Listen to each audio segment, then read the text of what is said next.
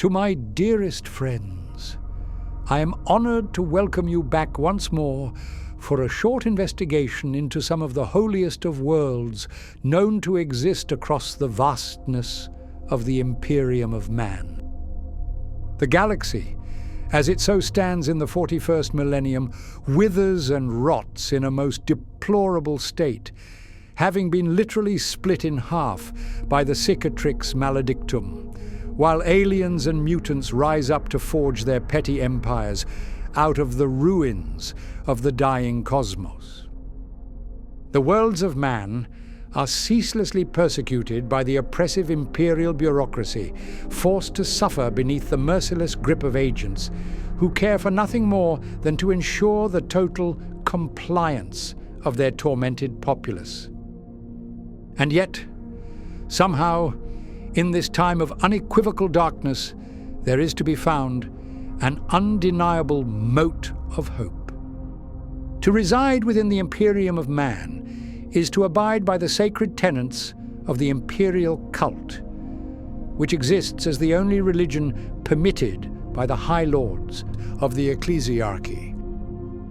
At its core, it reads that the Emperor of mankind ascended from a mortal into a true deity, and through his divine power will he shepherd all of humanity into a golden age, free from all pain and strife. This faith is incredibly important to the Imperium, not only to ensure the united compliance of humanity towards serving the Emperor, but also to inspire their much-needed hope that there is indeed some form of divinity watching over them during their darkest of times. But across the inky blackness of the cosmos, we will eventually find entire planets which have been wholly dedicated to the furtherment of this belief, and they would be known as the Shrine Worlds. Their skies will shimmer with dense clouds of incense, occluding the grand spires and towering basilica up above, while the sanctified streets echo out with constant prayer, venerating the immortal Emperor and his benevolent deeds. Each planet has been transformed into a reliquary, the mountains to be reshaped into the foundations of a great cathedral, the soils to be anointed by the holy tread of 1 billion aching pilgrims, and the oceans drained just to reveal the footprints of some long-forgotten saint. The light of dawn will be filtered through stained glass roofs, reverberating gently from the sound of the planetary choirs, chanting out their ceaseless psalm, rising through the thin breath of the upper atmosphere. There is very little produced upon these worlds, but the Imperials will find great solace in setting out on their pilgrimages, aiming to reinvigorate their faith in the God Emperor, whilst also to prove their loyalties to those who may be silently watching from the shadows. For today, however, we will be exploring the Shrine Worlds in their entirety, first by looking into how and why a planet is consecrated by the Ecclesiarchy, and then by investigating the magnificent architecture found across the world. After, I will lay out the concept of the saints and of the pilgrims who march for many decades just to spend one single day upon the holiest of worlds. But I have spoken enough, and with this introduction complete, I do believe that it is now time for us to begin. As most of you may be able to guess, our sermon today will require us to don our own pilgrim's garb and descend through the clouds incognito to begin our secret investigation into the numerous shrine worlds of the Imperium. To fully grasp how a shrine world comes to be, one must first understand the strange and ponderous machinery of the imperial faith. We are all aware of the concept of religion, but within the Imperium, sanctity and faith have been somewhat perverted from a simple act of belief into a cold and calculated administrative process. The consecration of relics, the acknowledgement of miracles, and the sanctification of holy individuals, these are all overseen by a Byzantine labyrinth of priests, cardinals, and functionaries who ascribe a level of divinity based on dusty ledgers and prospective tithes. But for an entire world to be singled out as a most righteous and sublime place, it must have been identified as the home to a figure known as an imperial saint. These are individuals who once devoted their lives towards the furtherment of the emperor's dream, and who are now said to watch over the faithful, if they are invoked through genuine prayer. Of course, their sainthood is almost always declared posthumously, but we will discuss these individuals in more detail later in our sermon. In any event, the consecration of a shrine world will often begin in a most macabre fashion with the death of one of these aforementioned saints. Somewhere upon a nameless frontier planet, a warrior may fall in the defense of a settlement, a missionary may be martyred for restoring order, or a miracle may be witnessed as the final sight before its subject simply vanishes from existence. Perhaps a beam of golden light strikes a battlefield at the hour of victory, or the corpse of a priest refuses to decay, or that a faint shadow uncannily appears in the exact shape of the emperor. The ecclesiarchy will take note of such omens, and the wheels of administrative canonization will begin to turn. That nameless individual, if so lucky, will be declared as a saint. And all of a sudden, that unsung rock they once called a home, forgotten by every star chart, will become a site of pilgrimage almost overnight. The faithful will flock to this new place, desperate to witness the evidence of the emperor's saints, but they will be rapidly joined by the priests, and then by the architects and masons, who will raise up a cathedral around the miracle, like flesh growing upon bone.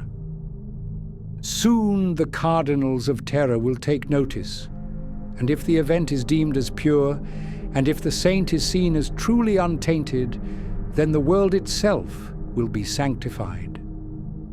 From that moment, it no longer truly belongs to its old inhabitants, as the ecclesiarchy will descend en masse, justifying their seizure of land and displacement of the native populace, with their claims that it is all done at the behest of the emperor, and that any protest will be a clear mark of heresy. Nevertheless, in short order, the planet's old history will be erased and rewritten to further the growing myth of the imperial saint. Agri-worlds will cease in their productions so as to not disturb the priests. Hive worlds will be reformed in great temples, and even death worlds, once poisoned by radioactive muck, will be blessed with renewal, its air scrubbed clean through some titanic effort, though of course attributed only to faith and fervor. We must realize, however, that the creation of a shrine world is as much a political act as it is a spiritual one.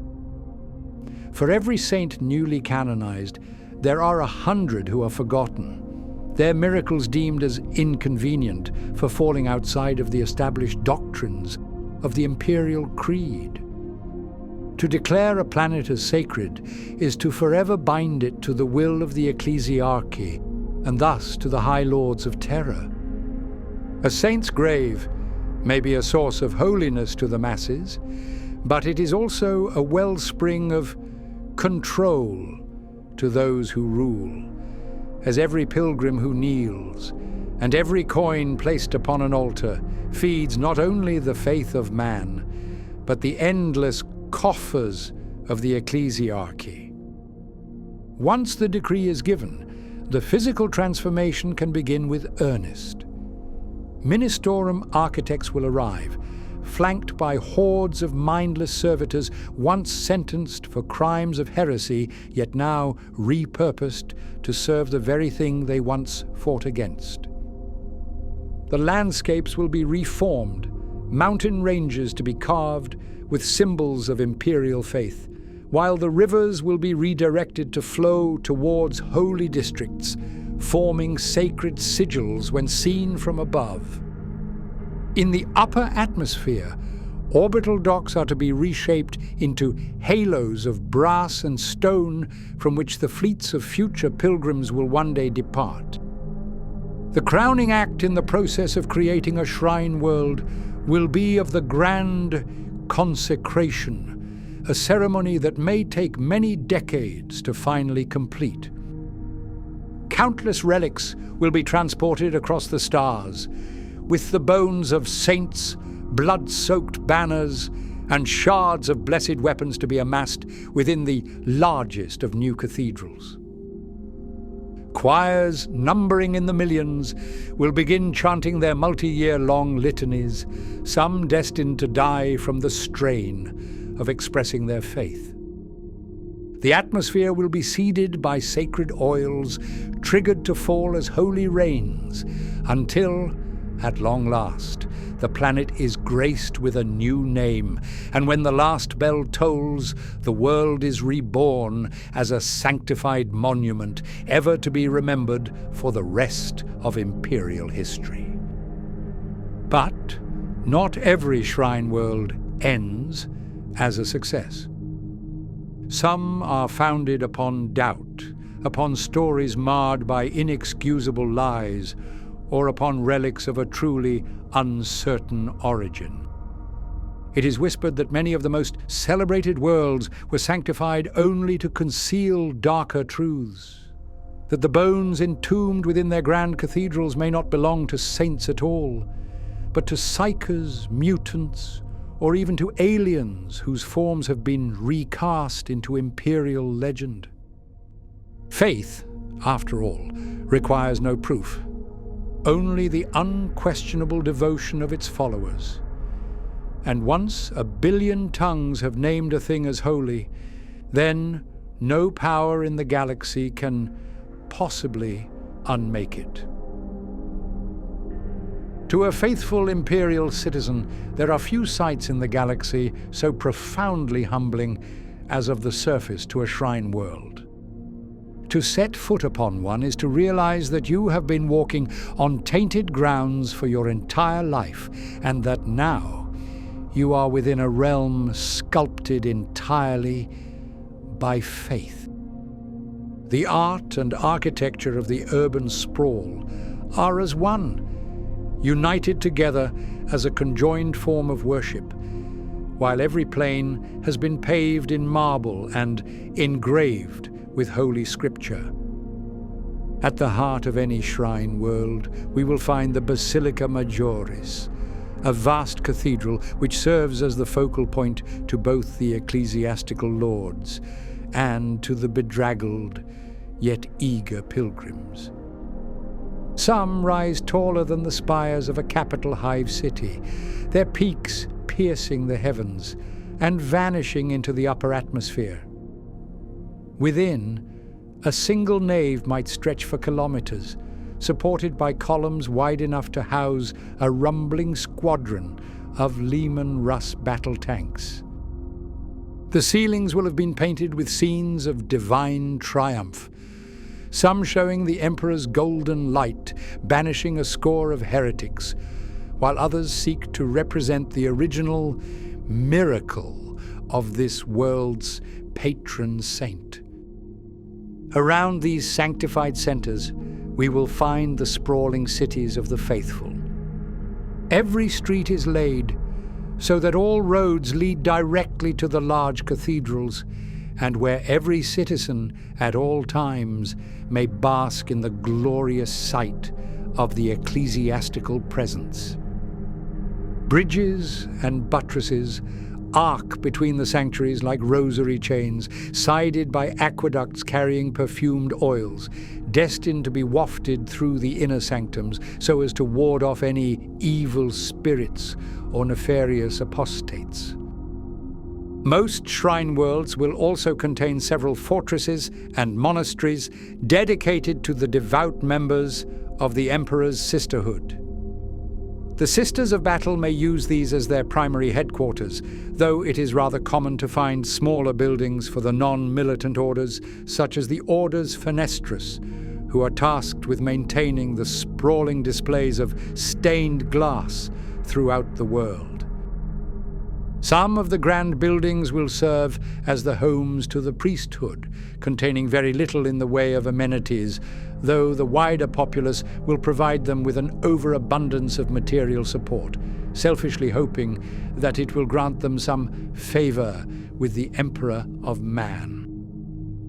Though the ecclesiarchy is technically forbidden from maintaining a standing army, the priests will hold a significant retinue of personal guards who are officially tasked with defending the shrine world, though will often be sent to enforce ecclesiastical order throughout the populace.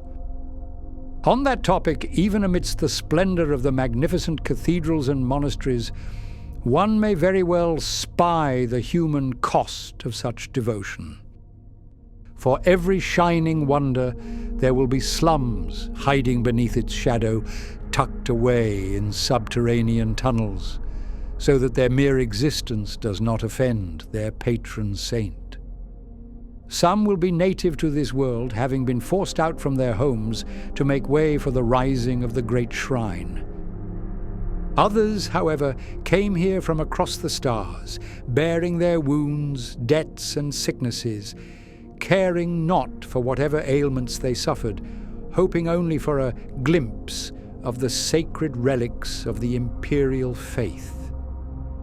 Rather sadly, however, with untold billions making similar pilgrimages, it is only natural that some will fall short and never make it to the end. Many die in the streets, their bodies swept away by the processions of the living, with the priests claiming that such deaths are blessings, and that to perish within sight of the holy spire is to be carried directly into the Emperor's light. But for those who do not die, and are simply too weak to venture further into the cathedrals or to return home from their journey, then they must seek out the surviving refugees of the destitute, heading below ground to huddle for warmth and to quietly pray for the Emperor's salvation. Quite interestingly, in these hidden communities, we will sometimes find black markets, dealing in the trade of relics, treasures, and other supposedly holy items. These are typically unremarkable, being of shards of stained glass, flakes of candle wax, or even grains of sand, said to have once been trodden by some far-off saint. As expected, many are fraudulent, but the customers here are the most desperate, and they will readily spend their remaining wealth in the hopes that it will somehow bless them through this pained existence. The actual routes for the pilgrims are truly rather remarkable, snaking through the continents, supposedly taking the faithful on the sacred path once trodden by this world's holy saint. So many pilgrims pass through each year that the paving stones will often be worn down to dust, exposing the visitors to the raw elements, which in truth typically enhances their perceived experience. It is not uncommon to find pilgrims walking on their knees, bleeding across hundreds of kilometers, as some act of needless penance. Others, however, drag heavy chains, reciting their canticles of redemption until their throats turn dry and hoarse. Overhead, the clouds will occasionally part to reveal golden-hulled vessels, gleaming out as they patrol the skies. Cargo freighters, replete with escort ships, carry relics and clergy members down to the surface, while hovering crafts boast choirs of servitors singing out continuous hymns for many years at a time. The air will be thick with incense, and the metallic scent of candle smoke, which some would claim tastes faintly of tears, as if the residue of deep prayer had somehow condensed upon the winds. Still, there is something rather sinister about such worlds. In the depths below the sanctuaries, away from the eyes of the devout, we will find the vaults of the ossuaries, chambers where the bones of the faithful are stacked high like crude masonry. Every pilgrim who dies upon a shrine world is interred somewhere within its depths. The wealthiest are entombed in gilded sarcophagi near the high altars, while the poor are pressed together into great walls of skulls, sealed in death behind occlusive layers of stained glass and ragged scripture. It is said that on every shrine world, that the dead outnumber the living 1,000-fold, that their remains form the very foundations of the cathedrals, and that their faith was given form as the mortar that binds the stone. With all the death and with the sheer scale of the shrine worlds, we really must realize that there is simply no chance for any individual to have a meaningful moment here, and that rather sadly, this machine of faith does very little but to fill the coffers of the ecclesiarchy. It is a dark secret that every chant, every tolling bell, and every death in the name of pilgrimage does naught to venerate the emperor, and that all it does is to produce a psychic edifice, beaming out into the warp like a lighthouse, beckoning forth the foulest scions of the ruinous powers. Scholars of the Order Hereticus whisper that the Ministorum has long known this, that the prayers of humanity condense as a reservoir of psychic power, perhaps beckoning demonic interlopers to sally forth. Yet, whether this is truth or heresy depends only on which altar one kneels upon. Every shrine world bears a name, but behind that name lies a person, a saint whose legend has since eclipsed the very history of the planet itself. To the faithful, these saints were never akin to common mortals, as they are the bridges between humanity and divinity, souls who burned so fiercely in devotion that even death could not extinguish their light. As I mentioned in a previous chapter, a saint will be canonized only after the point of death, sometimes occurring immediately, but it is not unheard of for an individual to be named as a saint many decades or even centuries after their fall. In life, they might have been soldiers, confessors, martyrs. It really doesn't matter, for they eventually rose above the common tide of humanity through some act of transcendent sacrifice. Yet once they pass, and once discovered by a priest, their memory will be seized and claimed by the ecclesiarchy, only to be shaped, polished, and reimagined into a perfect mirror of imperial faith. The reality of who they were is far less important than the myth to be created, and the rough mortal edges of their lives will be sanded away, fading to reveal only a story to benefit the imperial creed. The process of canonization, like with the creation of a shrine world, is unfortunately far more of a political matter than of a subject of faith. There are thousands of supposed miracles and divine individuals who are reported to the ecclesiarchy each day. And so it falls to the lowly scribes to sift through them, determining which should be brought to the attention of their superiors and which should be discarded as falsehoods. A council of priests will then assemble and review each case, engaging in endless ritual and debate, hopefully determining which miracles are genuine, which are fabrications, and which should be reported to the agents of the Inquisition. During this process, testimonies are to be gathered, relics analyzed, and entire generations of theologians may end up arguing for the rest of their meager lives over the precise wording of a single hagiography. In the end, however, what matters most is not whether a saint truly performed a miracle, but whether their story fits the emperor's purpose. A martyr who died defending the faith should obviously be exalted, but a visionary who once questioned the established doctrine, hoping to reform the imperial creed for the good of all mankind, will have flown too close to the emperor's light, and thus must be quietly erased from the tale of history. In any event, when a saint is declared as holy, then their cult will spread like a wildfire. Ignorant pilgrims will rush to the site of their death, building monuments and chapels in their honor, which, as we described in our last chapter, will form the foundations to the growing shrine world. Their bones will be divided into relics and scattered across the stars, each fragment usually to be inscribed with their most notable of deeds. A single finger may rest in a reliquary the size of a fortress. Drops of blood will be infused in the brickwork of a holy site. And in some exceedingly rare cases, a relic may be gifted to a notable warrior, so that they may be protected through an upcoming and dangerous conflict.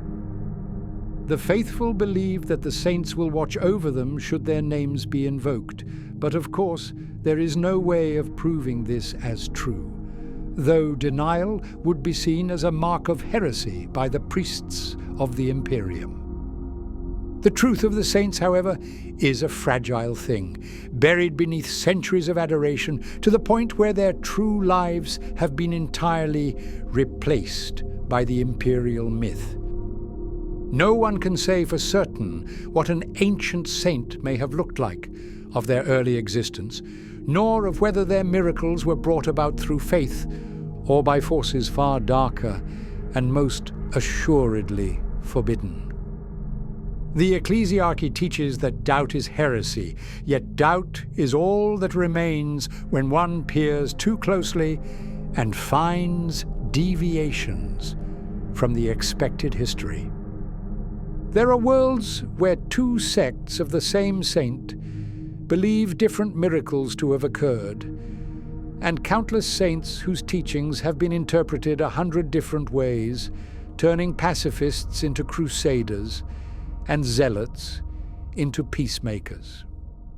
After all, time smooths all contradictions and opinions, and in the end, the surviving faith will simply choose which vision and which version to remember. And then there is the rumor of the saints who never truly existed. There are countless imperial saints, some born of rumor, some of legend, and some from deliberate fabrication, their stories crafted to inspire obedience or to conceal far less savory truths. Entire cults have been founded on falsehoods, their faith no less fervent than of a legitimate group, yet built entirely on empty deceit. The ecclesiarchy would never admit to such inventions, but their lies serve as important tools, meant to bind the masses closer to their intended interpretation of divinity. Some saints may be venerated as warriors, with their shrines adorned with banners and weaponry, often exalted by the zealous sisters of battle who fight to bring themselves closer to their patron.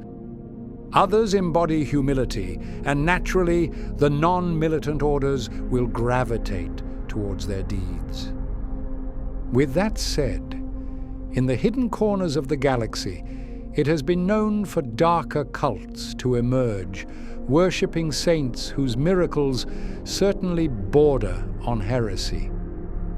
These wayward souls may believe their saint to have healed mutants or to have witnessed the Emperor, not as a god, but as a simple man. These cults are often hunted to extinction, as they obviously go against the teachings of the Imperial Creed, but they will never truly die, as the soils of faith are far too rich for weeds to never grow. No matter how holy a world may be, and no matter how precious it is to the devoted followers of its patron saint, it can never be safe from the prowling forces of the dark. In the Imperium, there is no such thing as a sanctity so pure that time, greed, or heresy cannot entirely corrupt it. Shrine worlds do indeed stand as radiant beacons of faith, but every flame casts a shadow, and the brighter the flame, the deeper the darkness beneath. There are countless ways in which a shrine world may die. Some are consumed by war, their cathedrals shattered by orbital bombardments, their relics reduced to ash and scattered into the void. Others rot from within, spared from the dangers of an outright invasion, yet still destined to fall victim to the excess of their followers, whose faith swells into a fanaticism so strong that they themselves cannot be exempt from holy retribution.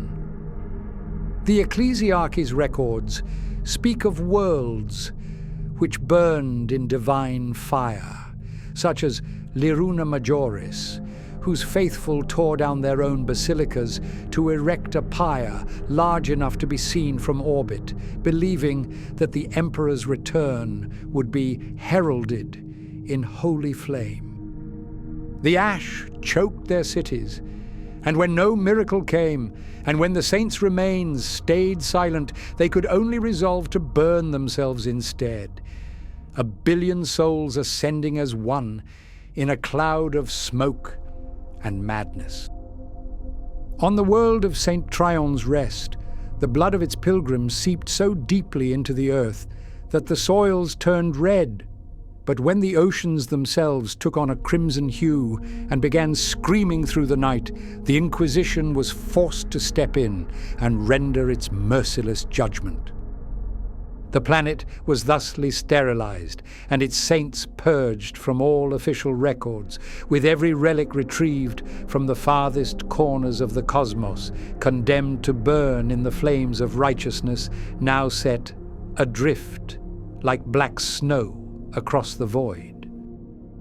Sometimes, however, the blasphemy can be far quieter, casting so much doubt upon the world that the pilgrims are forced to abandon their faith and silently depart on a new journey.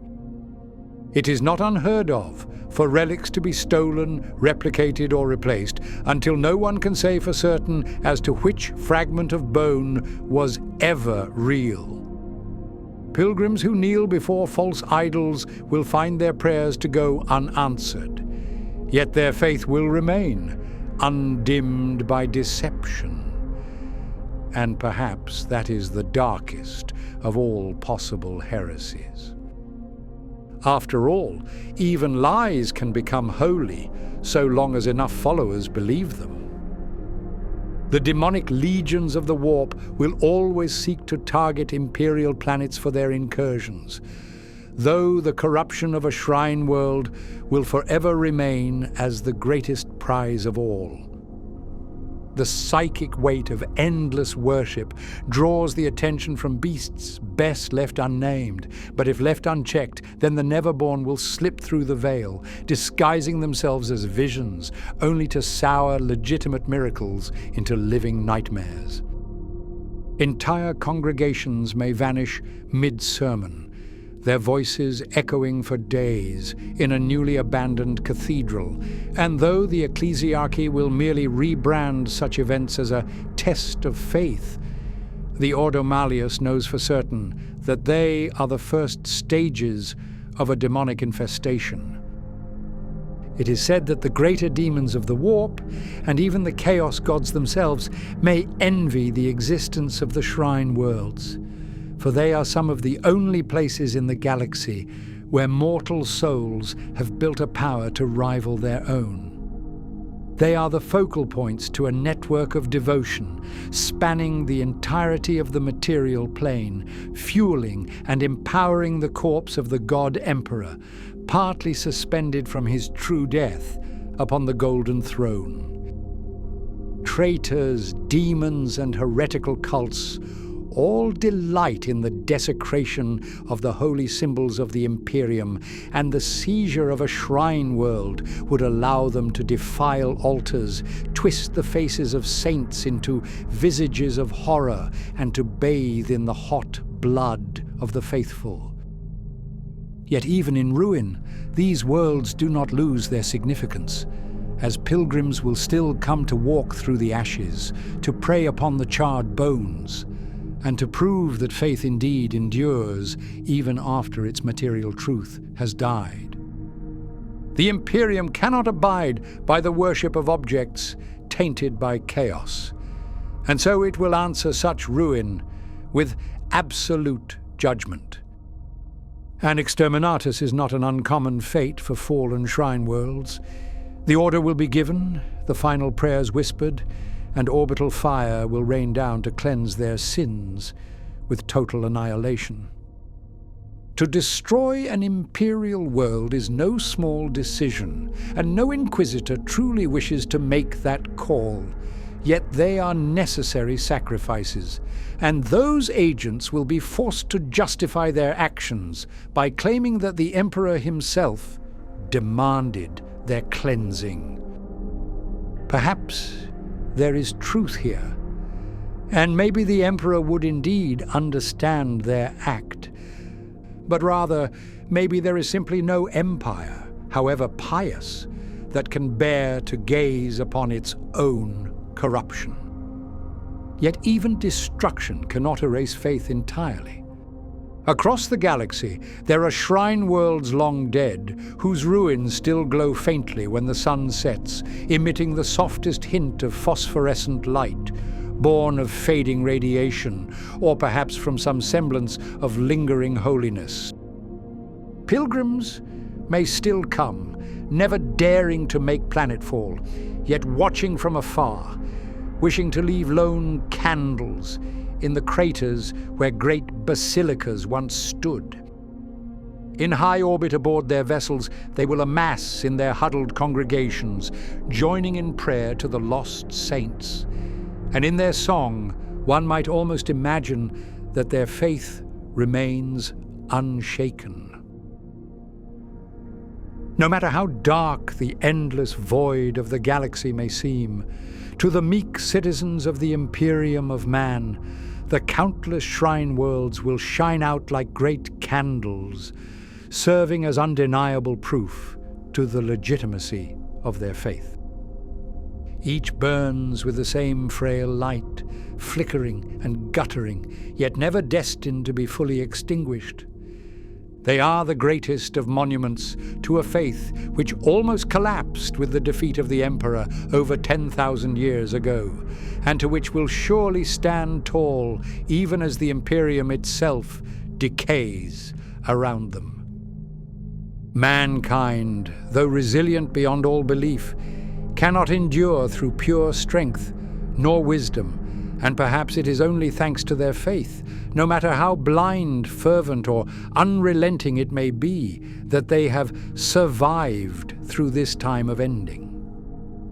It is the faith which drives the pilgrim fleets across the stars, inspiring them to build cathedrals upon bones and ashes, and which turns their endless suffering into purpose and their countless deaths into meaning.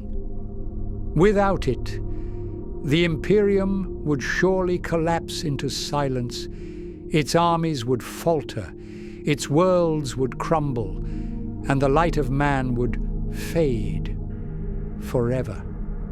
And maybe, just maybe, it is belief alone that sustains the corpse of their Emperor.